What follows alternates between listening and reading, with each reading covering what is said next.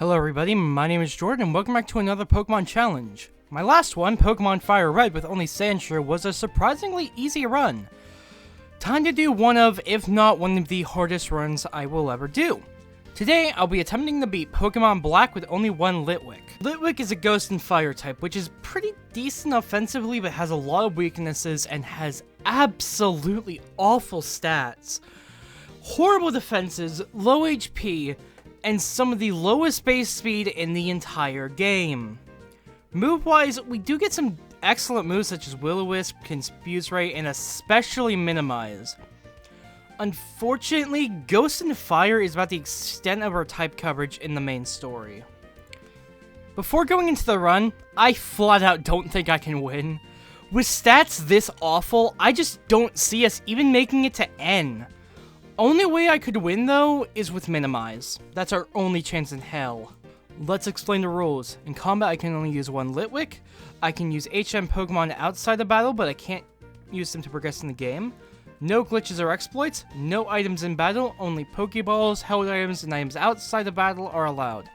Let's do this. First off, I used the Universal Pokemon Randomizer to replace Tepwig with Litwick, so Sharon has Samurott and the first gym leader has Panpour, to make the run as hard as possible. I name it Candle, because that's what it is.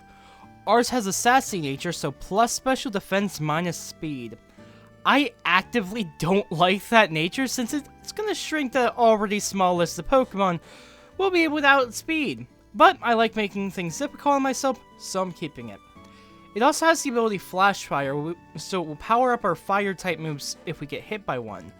I like that, but I would have much preferred Flame Body as an ability. Shortly after, we have an end fight, but he can't hit us. We have a Bianca fight at the end of Route 2, but it's pretty easy, so we have nothing to point out. Shortly after that, we have our first Sharon fight. Oshawott goes down a few Nightshades, and Purloin goes down a couple Embers. We did get hit with Water Gun a couple times, but we were never in any danger. Time for the first gym leader, Cress. I confuse Litwick and then take it down with a few Embers, but we do lose half our health to Bite. Next is Panpour, who never hits us as it goes down two Nightshades and hitting itself in Confusion. Next is another Sharon fight, and it's pretty easy. We took out both his Pokemon with a few Nightshades. Before we can enter the second gym, we have another end fight. It's pretty easy outside of his Time Pole, who nearly takes us out with a couple of Bubble Beams. Time for Lenora, the normal gym leader. It takes a few attempts, but I eventually get this run where we confuse Herdier, use 3 Minimizes to max out our evasion, and then take our team out with Flame Burst. Next is Berg, the Bug Gym Leader, and it's as easy as you'd expect. He's a Bug Gym Leader and we're using a Fire type. Nothing else to say. Next we have a Bianca fight, and it went way better than I expected. Herdier went down to a few Flame Bursts, but took us to about half health before it went down. Panpour hits us with a Water Gun as I confuse it. It hits itself in Confusion as I take it out with Hex. Muda was a one-shot with Hex, and Servine was a one-shot with Flame Burst. Right after that, we have another Sharon fight. First I was P-Dub, and I used 2 Minimizes. I didn't want to do this, but it was just impossible to do it otherwise, and I'd rather just try with this. Anyway, we took it down with 1 Flame Burst after that. Next out is Duat, who I confused, and due to him hitting himself in Confusion once, a couple Hexes and the Sandstorm take it down. Pansear hits us with Bite, even with our high evasion, as we take it down with 2 Hexes. Last is Liepard, who goes down 2 Flame Bursts. I take the time now to fight every trainer I can find. We're going to need the levels very soon, and I want to minimize the grinding I'm going to need to even stand a hell of a chance. Time for another end fight, and it actually took us a few tries. Eventually, we get this run where Sandow and Scrygear both one-shots with Flame Burst, Sigilyph goes down 2 Hexes, but we take massive damage before it goes down. Last is Darumaka, who can't hit us, so we take it down 2 Hexes. Time for Elisa. We eventually one-shot one Amoga with a critical Flame Burst, then we one-shot Zebtrika with another critical Flame Burst, then we take out the other Amoga with 2 Flame Bursts, only surviving on 9 health. That was incredibly lucky. We have another Sharon fight right outside of town, but we just can't win yet. Duat just messes us up so goddamn badly. At level 42, and after several attempts, we get this amazing run where Liepard only uses Torment on us before we one-shot with Flame Burst. Duat is out next, and I confuse as he uses Focus Energy. Thankfully, he hits himself 2 turns in a row, as we take him out with a Hex and a Flame Burst. Pansear goes down to Hex and Flame Burst, but does his with Yawn. Outlast is Tranquil, who does get us close to half health by the time we take it out, but thankfully, hitting its Open Confusion and a Flame Burst was all that was needed to take it out. Time for Clay, the ground gym leader, and it only took a few tries, but we ended up getting this amazing run where we didn't get hit once. I wasn't expecting Clay to be easier than the Route 5 Sharon fight. As we try to leave town, we have a Bianca fight I always forget about. It was pretty easy though, nothing to point out. We've got another end fight in the Chargestone Cave. Boldor and Joltik were 2 shots, and Clink and Pharisee were 1 shots. Nothing else to say. Easy fight. Here are our stats at level 50. These stats are absolutely awful, and it doesn't make me confident for the rest of the run. Time for Skyla, the flying gym leader. Swoobat goes down 2 Shadow Balls, Swanna takes massive damage from Shadow Ball, hits us for half of our health with another with Bubble Beam, then goes down to another Shadow Ball. Last is Unpheasant, who hits us with an Air Slash and flinches us, but thankfully the next one didn't, and we took it out with a critical Flame Burst. Time for another Sharon fight, and it just is not happening. If I can't win by level 60, I'll have to resort to Minimize. I can't grind here much longer. Thankfully, we only need to be level 55. Unpheasant goes down a couple Flame Bursts, but does hit us with a weak Air Slash. Duat hits us with a load of damage from Water Pulse, but goes down in 1 Shadow Ball. Liepard and Simisear are both 1-shots and didn't hit us at all before they went down. Time for Bryson, the Ice Gym leader. Vanillish goes down easily, Beartick takes us to half health by the time we take it down, and Cryogonal only does a bit of damage with Aurora Beam before it goes down. Easy fight.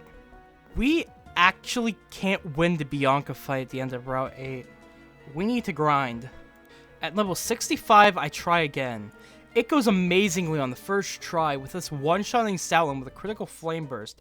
Simisear doing massive damage to us with Skull, but we take it out in 2 Shadow Balls after she heals it. Musharna goes down 1 Shadow Ball, and Superior does a bit of damage, then goes down in 1 Flame Burst. Time for Drayden, the Dragon Gym leader. It only took a couple tries, but we one-shot Fracture with Shadow Ball, but it did get hit by Assurance. Out next is Dragon, who never hits us as we confuse it with Confuse Ray, and it goes down in a few Shadow Balls. Last is Haxorus, who goes down 2 Shadow Balls, but thankfully doesn't hit us. That was a surprisingly easy fight. 2 tries was all it took. Time for the final Sharon fight, and yeah, this just isn't happening. Unpheasant does a good chunk of damage before we take it down, and Samura always takes us out in 1 more hit. I try again at level 75. Unpheasant goes down 2 Flame Bursts, but hits us for a bit of damage with Air Slash. Next is Samurott, who both misses his Aqua Tail, and we get a critical hit with Shadow Ball one-shotting it. I could have fucking won this yesterday if I got this lucky before. Liepard goes down 2 Flame Bursts, but does a lot of damage with Night Slash, and last out is Simisear, who gets one-shot by Shadow Ball. We get to the Elite Four at level 77. Here are our stats. They are just flat out fucking awful. Far worse than I think anything I've used so far. I have no faith in our ability to win at this level, but I'm at least gonna try.